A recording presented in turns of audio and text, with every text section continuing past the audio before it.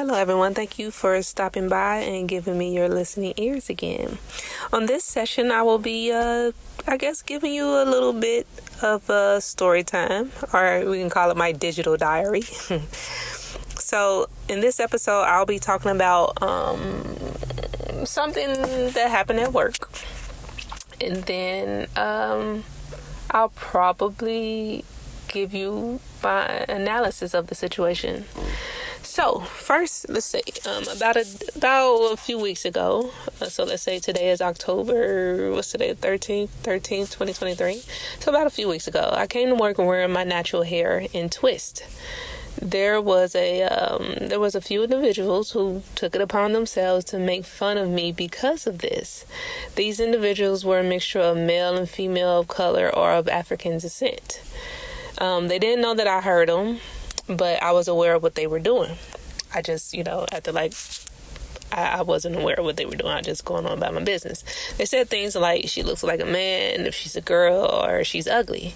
And, chuckling and giggling, as you would expect an adult, immature group of people to do while on the clock. They also invited other individuals who are, from different ethnicities to join in on their amusement. As I stated, I continue with my day while ignoring the subtle workplace bullying, because that's what it is. Just a lot of people don't call it that, or are probably not aware that that's what it is. So my analysis is, first, I guess I should give you a little context. On this particular job, I am a truck driver.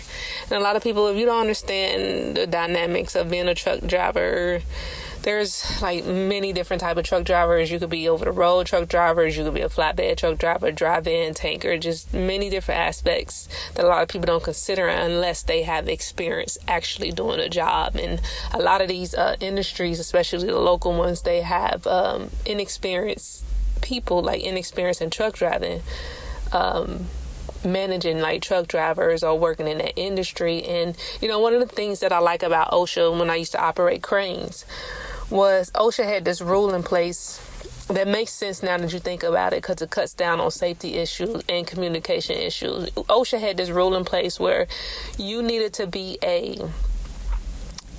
know about anything that you were signaling. For example, if you were going to signal forklifts, you should have some type of experience or knowledge about forklifts, such as the mass, what it does when you do each thing, so that you can properly signal the individual that is operating it. Because it makes no sense if you're trying to, just think about it. It makes no sense for you to signal somebody on something. It's like two different languages, right? So as a crane operator, before I jump into anything, me personally, I try to research it as much as possible, because I don't want to waste my time investing my time into learning that skill or learning the duties that's required to do that job properly. I'm very competitive, so I want to get as close to perfection as possible when I freaking latch on to something, right? So I through my research, I learned that I needed to or it was preferred amongst the individuals in the field. See, I didn't talk to management. I talked to people who actually did the job, like riggers and operators. And it was preferred amongst a large group of operators and riggers that you be a rigger first before you become a crane operator. So that's what I did. And I became a rigger first. And by me becoming a rigger, I learned the hand signals. I learned how to properly signal in the blind. I learned how to communicate with multiple people and signal in case things happen, like your radio died, and you in the bind, because at the end of the day, when you're in those situations, everybody, it's not, even though a lot of people focus on the black and white thing, and it is those issues out there, because it's really high in that industry, because of nepotism, and a lot of those families are predominantly white, and then they have those old mentalities, right? So even though the racism stuff exists, when you're in the moment in those jobs, I've worked with racist people, right? But when we're in those moments and on those jobs, we're thinking about that job and that task at hand, right? Because everybody's getting paid on this job, and if our company as a whole take too many safety hits, the entire company can lose that contract with whomever they have that contract with, which means everybody who's employed by that company can lose their jobs, right? So I don't agree with catering to bullies and people who doing things they're not supposed to be doing, like creating hostile work environments for other individuals just because of their race or because they're female, sex, or whatever they believe their sexual preferences. I don't agree with none of that stuff. I don't think you should cater to that. But some of these employers, they cater to it because they feel like they don't know any better. They don't know about the job that they're making money off of, and they depend and trust on these people to make them some money. So those people really in control. Like when you have like toxic work environments, that tells you who's in control, right? Because if the people who own the company actually like care about the values that they put down on paper and said these are my company values, versus somebody just throwing something together just to establish their business, they will not tolerate that type of behavior because you need all of your employees, and why should you have 2 or 3 employees happy at work and then the rest of them miserable because they're getting harassed because of things that they can't help, like being a girl or the color of their skin or their religious beliefs or their sexual preferences, right? But anyways, back onto my story. So OSHA has that rule that you should know about what you're operating. So I started, once I stopped operating, I started doing truck driving, and I started like, man, I know why OSHA made that rule, because I kind of got tired of working. Like, at the end of the day, as a truck driver, that is like a management position. Truck drivers should make more than dispatchers and driver managers, but I don't know what's going on with some of these local companies. But anyway, it's like a management position, because at the end of the day, the truck driver, just like the crane operator, is responsible for that load when they're taken out. They're responsible for their truck. They're signing documents that could ultimately end them up in that could ultimately cause them to go to jail if they ended up hurting somebody, property damage, violation of the rules and regulations by DOT and FMCSA. So, for my analysis, I make them feel insecure. I don't know what about a female being comfortable in her skin that might make other females feel insecure, but sometimes that happens. I do know, just because I've been working around men for more than 10 years, that I make a lot of men feel uncomfortable. Not a lot of them, because a lot of guys are supportive and just happy to see me doing what I do and happy to be like, hey, man, you a girl, you can pull your own weight. It makes them think differently about women, right?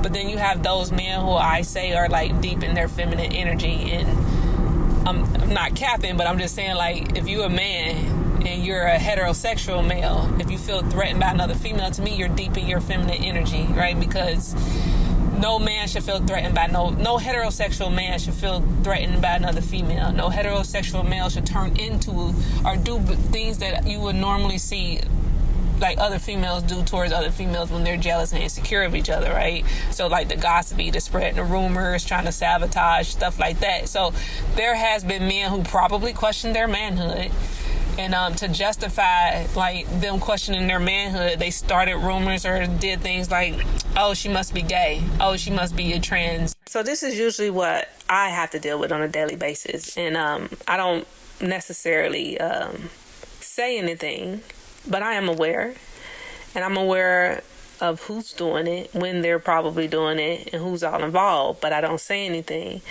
And like my mentality is obviously different from their mentality, because while I'm on the clock and I'm working, usually I just had it, this is business, right? So I'm here to make my money. Like, I don't like none of you, but if my job requires me to speak to you, then, if I have to come to you to fill something, just like I do with the dispatch, because, like, I know she, like, that lady, I know she had a problem with me, so naturally I'm just like, I'm not trying to, like, I don't know her. I don't know her enough to not have a problem with her. I just know that she's messy, dramatic, and is targeting me for some reason, so I know not to, like, deal with her any more than I have to. Like, we'll never speak outside of work, right? But I'm not gonna, like, I'll call in and be like, I used to say, hey, how you doing? I'm ready for my load information or whatever, but now I wouldn't say, like, hey, how you doing? Because it's absolutely confirmed that you are targeting me and trying to bully me and trying to create a toxic work environment for me. So now, like, for people like that, I won't even greet them. I'll just be like, so are you ready for my stuff? Like, I'm not being rude or anything, but it's just like, I don't have to greet you, especially when I'm aware of the things that you are doing. You know what I mean? I don't owe you that. I don't have to. You know what I mean? And, they can read what they want to read into that, but all of that could have been avoided had they not initiated the subtle attacks in my opinion, to try to justify why I am good at what I do. And they'll come up with things. We're at work, we're here to make money. And if you're in a position at your company where you can literally sit around and gossip about your assumptions on someone's personal life outside of that job, then perhaps you're being paid too much to be in that position. When people do that, me personally, I'm like, okay, they're unqualified. Also, they probably got the job because somebody they know, which means they don't respect the position or the job that they're in because the toxicity that they're creating, right? And they probably don't think that what they're doing is toxic, but it is. And you have a lot more companies who indulge in that. And I don't know, I have... If you want to hear more on my opinion and views on certain topics, feel free to reach out to me, and I will do my best to accommodate the request and make a podcast on it and post it for you so that you can listen to it. So thank you for tuning in. You all have a great day, and I look forward to speaking to you again later. Thanks.